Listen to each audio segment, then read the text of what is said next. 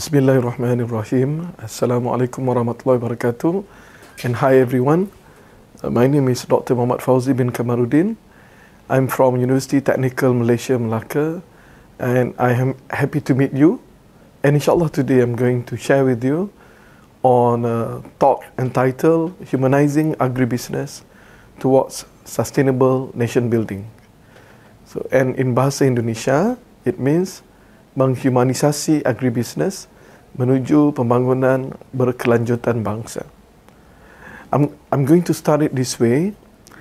We live in a globalized world, and in the world of globalization, it's basically based on market demands. In the globalized world, everyone can fly. The world becomes a smaller place. And right now, there is an increase of gig economy. In the globalized world, universities have to make sure that they produce future-proof graduates.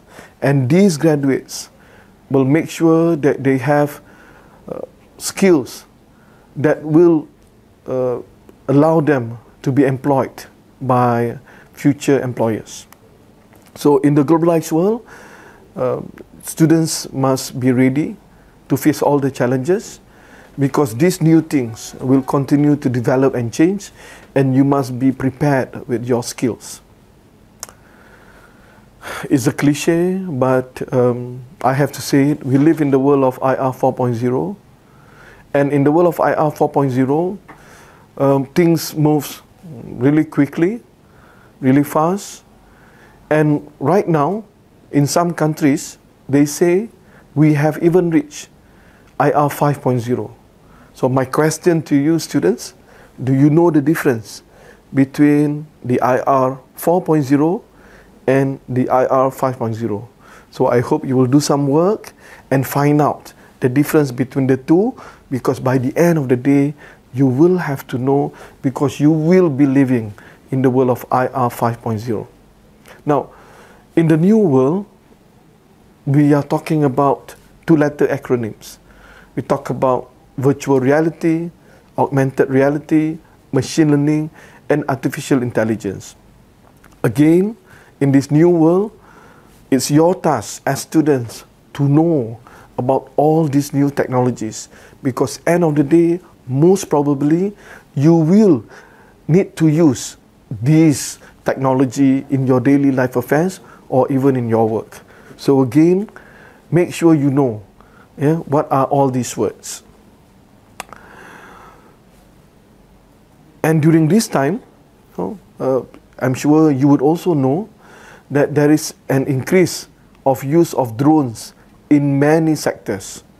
For example, there are use of drones in agriculture, forest and wildlife, urban development, healthcare, traffic management, homeland security, disaster management, and mining. Now, the use of drones will increase as days goes by, and as the complexity of drones and the mechanics and the ability of drones becomes more advanced, the use of drones, especially in your area, agriculture, will be something that will be a normal thing that will be happening. Yeah? So these are things that is happening nowadays.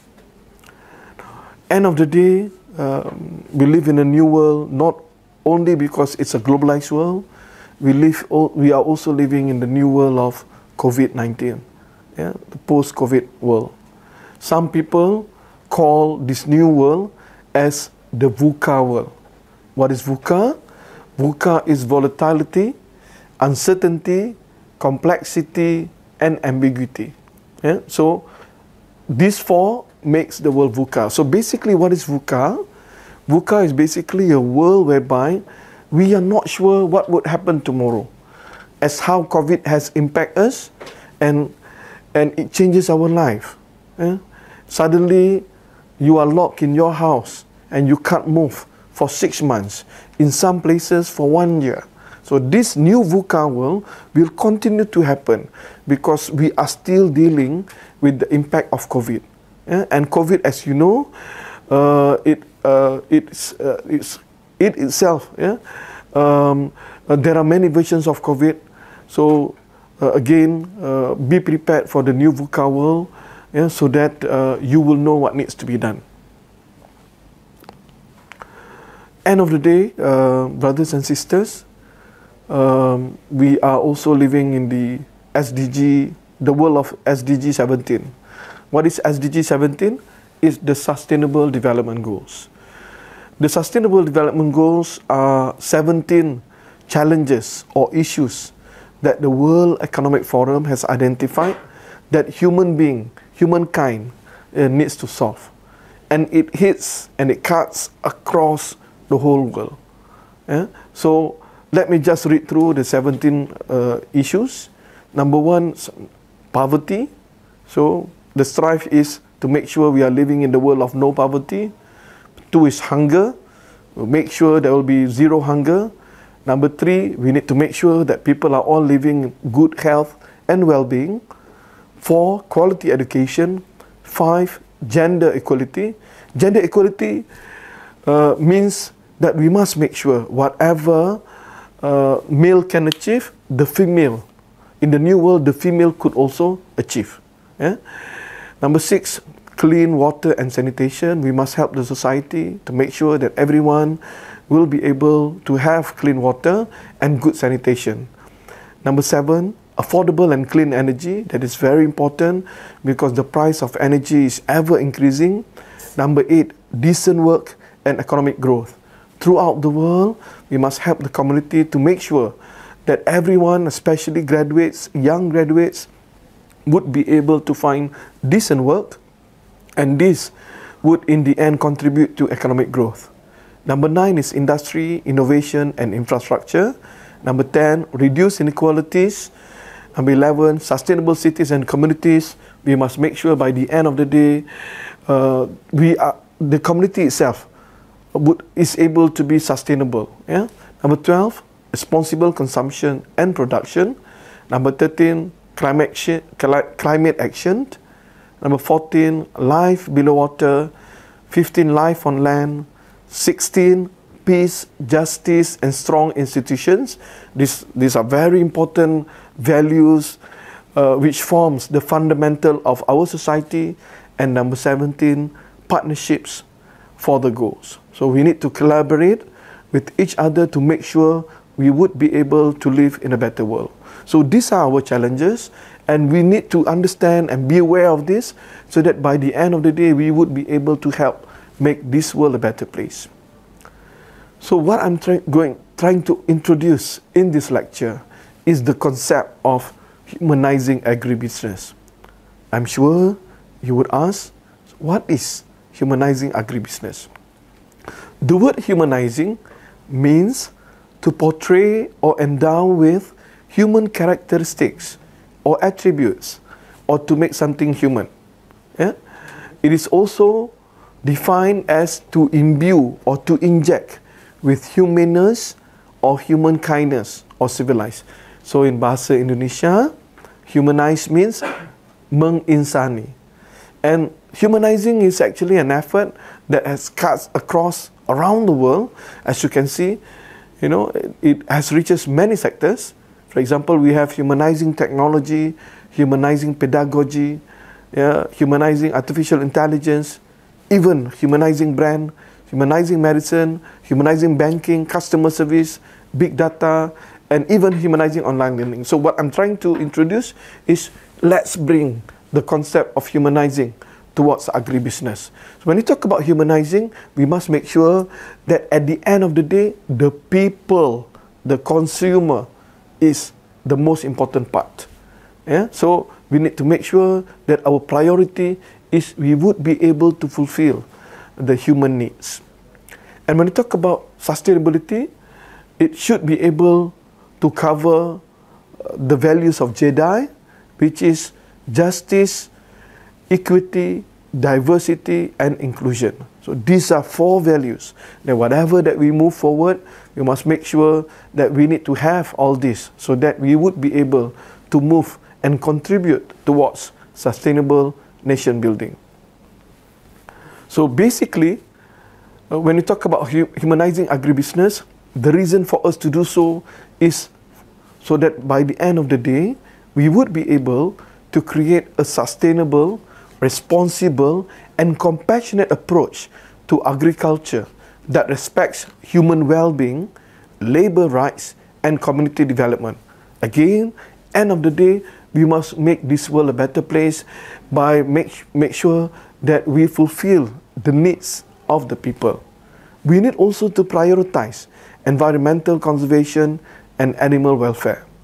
Now, basically, there are 13 important aspects or key aspects of humanizing agribusiness. And I'm going to try and read this in Indonesia. Nombor 1, praktik kerja yang adil. 2, keterlibatan masyarakat. 3, keberlanjutan lingkungan.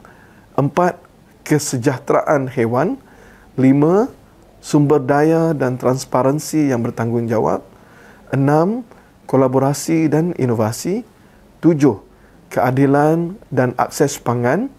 8, pemeliharaan budaya. 9, pendidikan dan pemberdayaan. 10, kesihatan dan gizi. 11, pemasaran dan periklanan yang etis.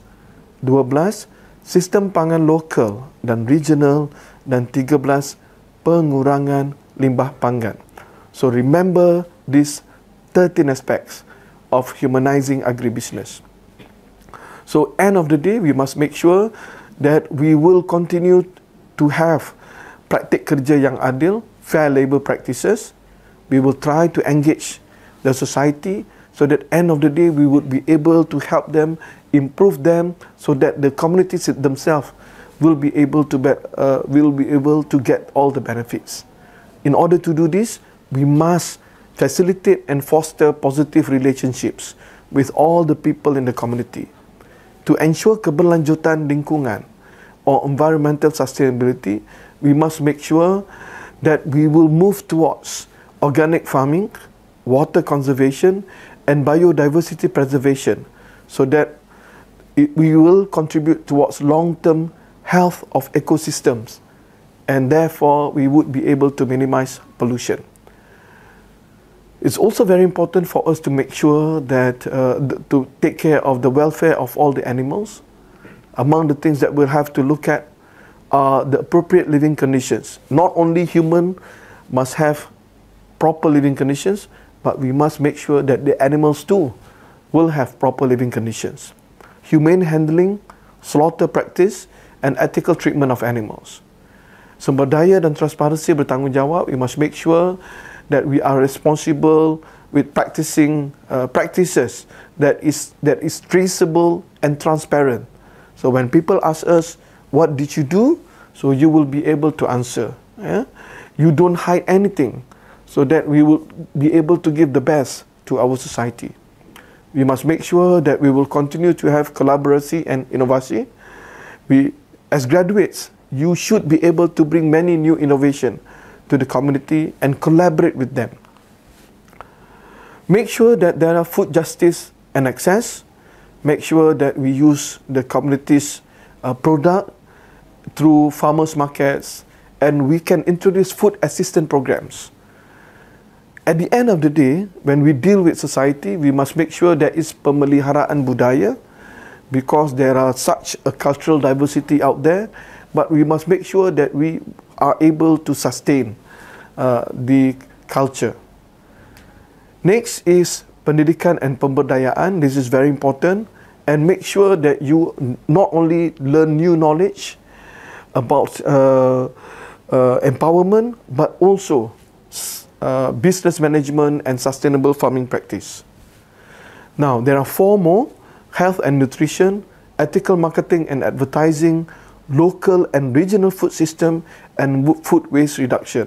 These are all important concepts that you need to highlight, you need to practice to ensure that it would be able to contribute towards a better living environment. I'm coming to the end of my presentation, and I'm going to read in Bahasa Indonesia. Mendorong pendekatan komprehensif dan bertanggungjawab dalam produksi pangan yang meliputi Tidak hanya pertimbangan ekonomi, tetapi juga kesejahteraan individu, hewan dan lingkungan. Membangun sistem pangan yang etis, berkelanjutan dan inklusif yang memprioritaskan kebutuhan dan kesejahteraan semua pihak yang terlibat sambil bergerak menuju pembangunan berkelanjutan bagi bangsa. Menciptakan lingkungan di mana produksi pangan berkontribusi pada pembangunan jangka panjang dan ketahanan bangsa dengan mengintegrasikan aspek sosial, ekonomi dan lingkungan dalam proses pengambilan keputusan. Brothers and sisters, there are many books out there for you to learn. These are some of the books that I'm going to share with you. Do take some time, read a lot, so that you'll be able to gain new knowledge and most importantly, understanding, and end of the day, you are able to contribute to this new world, insyaAllah. I thank you for your attention, and insyaAllah, hopefully we shall meet again. Wabillahi taufiq wal hidayah. Assalamualaikum warahmatullahi wabarakatuh.